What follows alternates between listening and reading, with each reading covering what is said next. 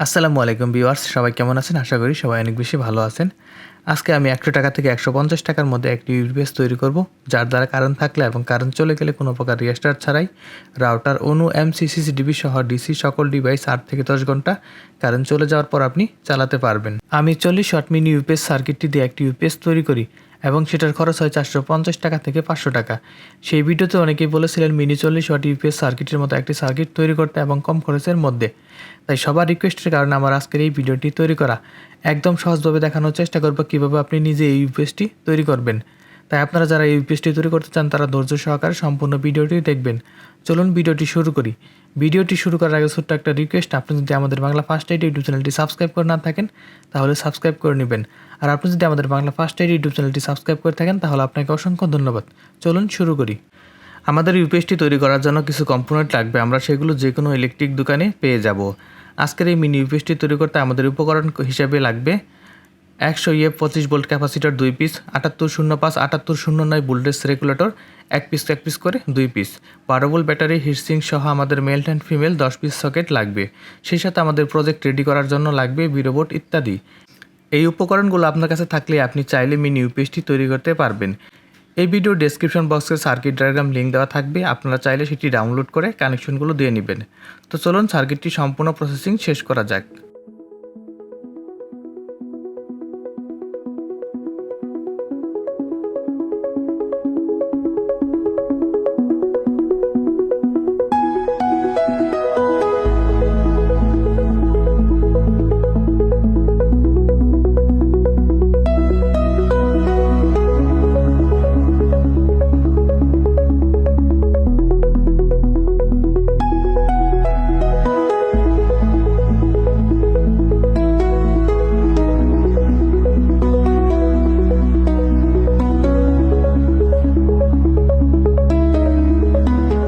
মিউজিকের তালে তালে সম্পূর্ণ হয়ে গেল আজকের এই মিনি ইউপিএস সার্কিটটি তৈরি করা।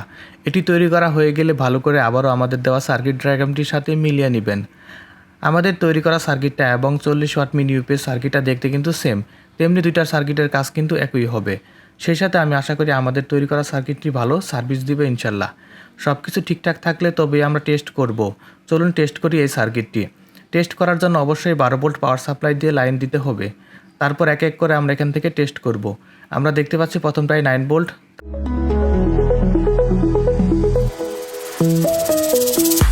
তারপরটাই 5 ভোল্ট এবং শেষেরটাই পেয়েছি 12 ভোল্ট। বাহ, ভালোই তো কাজ করছে আমাদের এই সার্কিটটি টেস্ট করা হয়ে গেলে আমরা এখান থেকে ইউপিএস ক্যাসিনটি তৈরি করে নিব। ইউপিএস ক্যাসিনটি তৈরি করতে অ্যাট ফার্স্ট আমাদের লাগবে 3mm পিভিসি বোর্ড, যার মাধ্যমে আমরা ইউপিএসটির ক্যাসিন তৈরি করে নিব। এটির সাইজ হবে আমাদের প্রয়োজন অনুযায়ী, যেমন এটির সাইজ হচ্ছে প্রস্থ 3 ইঞ্চি, দৈর্ঘ্য 6 ইঞ্চি। এটি তৈরি করার জন্য আমরা সুপারগুলো আঠা বা যে কোনো ধরনের গাম ব্যবহার করতে পারি।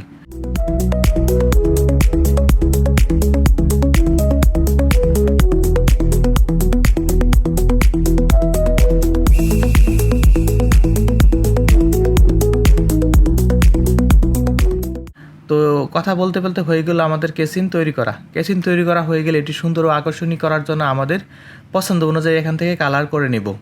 তো আপনি অবশ্যই দেখতে পাচ্ছেন এখান থেকে কিন্তু আমরা কালার করে নিচ্ছি। ব্যাস হয়ে গেল আমাদের কেসিন তৈরি করা।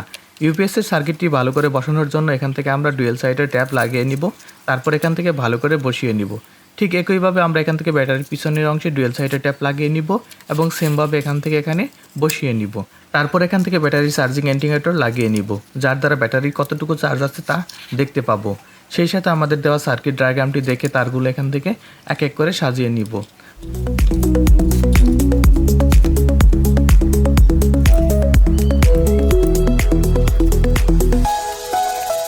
তারগুলো সাজানো শেষ হয়ে গেলে এক এক করে আমরা এখান থেকে ফিমেল সকেটগুলো ভালো করে সোল্ডারিং করে নিব এবং এক এক করে এখানে বসিয়ে দিব।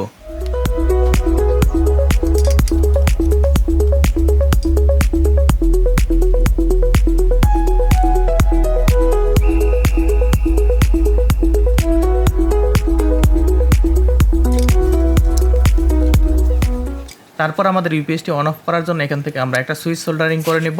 সেই সাথে সুইচটি অন করলে আমরা দেখতে পাবো এলইডি ডিসপ্লে চার্জের পরিমাণটি। এখান থেকে এলইডি লাগিয়ে নিব। সুইচ অন করলে আমরা বুঝতে পারবো সকেটগুলোতে কারেন্ট চলে গেছে। সেই সাথে ব্যাটারি চার্জিং কারেন্ট থাকলে এবং কারেন্ট চলে গেলে দেখতে পাবো এই ইন্ডিকেটরে মাধ্যমে। সার্কিট ডায়াগ্রামটি দেখে ভালো করে কানেকশনগুলো দিয়ে নেবেন এক এক করে। ব্যাস হয়ে গেল আমাদের মিনি ইউপিএসটি তৈরি করা। আমাদের দেওয়া সার্কিট ডায়াগ্রামটির সাথে আরও একবার ভালো করে চেক করে নিব। চেক করা প্রসেসিং শেষ হলে আমরা এখান থেকে কেসিনের উপরের অংশে এই পিভিসি বোর্ডটিতে ডুয়েল সাইডের ট্যাপের সাহায্যে এখান থেকে লাগিয়ে নিব। সবশেষে আমাদের হয়ে গেল মিনি ইউপিএসটি তৈরি করা। এটি দেখতে যেমন সুন্দর তেমনি এর পারফরমেন্স অন্যান্য ইউপিএসের তুলনায় অনেক বেশি ভালো হবে আমি মনে করি। তো এই হচ্ছে আমাদের এমসি চলে 5 ভোল্টে। আমরা এটি 5 ভোল্টের সাথে কানেক্ট করব। কানেক্ট করার পর আমরা ইউপিএসটি অন করলে অবশ্যই আপনি দেখতে পাচ্ছেন এটাতে পাওয়ার পেয়েছে। তো ঠিক এভাবে এখান থেকে আমরা পিছনের অংশে এটাতে আমাদের চার্জারটি লাগিয়ে দিব। লাগিয়ে দেওয়ার পর আমরা এখান থেকে অনুটেকে 12 ভোল্টের সাথে কানেক্ট করব। তো আপনি অবশ্যই দেখতে পাচ্ছেন কানেক্ট করার পর অবশ্যই এখান থেকে কিন্তু এলইডিটি বিলিং করতেছে। তো একইভাবে এখান থেকে আমরা রাউটারের লাইনটি 9 ভোল্টের সাথে কানেক্ট করব। আপনি অবশ্যই দেখতে পাচ্ছেন এটাতেও কিন্তু এলইডি বিলিং করতেছে। তো ঠিক এভাবেই কিন্তু কানেকশনগুলো দিয়ে নেবেন আমাদের ইউপিএসটির সাথে। এই ইউপিএসটি যখন কারেন্ট থাকবে তখন কারেন্ট থেকে পাওয়ার দিবে এবং কারেন্ট চলে গেলে তখন ব্যাটারি থেকে ইউপিএসটি পাওয়ার দিবে। এই ইউপিএসটি কিন্তু কোনো প্রকার রিস্টার্ট ছাড়াই আপনার সকল ডিভাইসকে সচল রাখতে পারবে কারেন্ট চলে যাওয়ার পর এবং কারেন্ট থাকা অবস্থায়। তো এটি কিন্তু অনেক চমৎকারভাবে কাজ করে। এটিতে ব্যাকআপ পাবেন, সম্পূর্ণ ডিপেন্ড করবে কিন্তু আপনার ব্যাটারির উপরে। আর এটি কারেন্ট যাওয়ার পর কমপক্ষে 8 থেকে 10 ঘন্টা আপনি অনায়াসে চালাতে পারবেন। নিঃসন্দেহে বলা যায় অনেক ভালো কাজ করছে এই ইউপিএসটি। এই ইউপিএসটি একবার ফুল চার্জ করলে আপনি 7 থেকে 10 ঘন্টা বিদ্যুৎ চলে গেলে ওয়াইফাই চালাতে পারবেন কোনো প্রকার ঝামেলা ছাড়াই। চার্জের বিষয়টা সম্পূর্ণ ডিপেন্ড করে আপনার ব্যাটারির উপরে। আপনি যদি ভালো মানের ব্যাটারি ব্যবহার করেন তাহলে ব্যাকআপের পরিমাণটা অনেক বেশি পাবেন। আর আপনি যদি এখান থেকে নর্মাল ব্যাটারি ব্যবহার করেন তাহলে চার্জের বিষয়টা ব্যাকআপটা একটু কম পাবেন। এক কথায় বলতে গেলে সম্পূর্ণ ডিপেন্ড করে ব্যাকআপের বিষয়টা আপনার ব্যাটারির উপরে। আপনি যদি ভালো মানের ব্যাটারি ব্যবহার করেন তাহলে চার্জের বিষয়টা আপনি একটু বেশি পাবেন। আর যদি আপনি নর্মাল ব্যাটারি ব্যবহার করেন তাহলে চার্জের বিষয়টা একটু কম পাবেন। তো ঠিক এভাবে আপনি চাইলে আমাদের ভিডিওটি দেখে মিনি ইউপিএসটি তৈরি করে নিতে পারেন। এই ভিডিওটি সম্পর্কে কারো কোনো মতামত থাকলে অবশ্যই কমেন্ট করতে ভুলবেন না। সবশেষে ছোট্ট একটা রিকোয়েস্ট, ভিডিওটি কেমন হয়েছে তা অবশ্যই কমেন্ট করতে জানাতে ভুলবেন না। দেখা হবে অন্য কোনো নতুন ভিডিও নিয়ে। সে পর্যন্ত সবাই ভালো থাকবেন, সুস্থ থাকবেন। বাংলা ফার্স্ট এইড ইউটিউব চ্যানেলটির সাথেই থাকবেন। সবাইকে অসংখ্য ধন্যবাদ জানিয়ে বিদায় নিচ্ছি। আল্লাহ হাফিজ।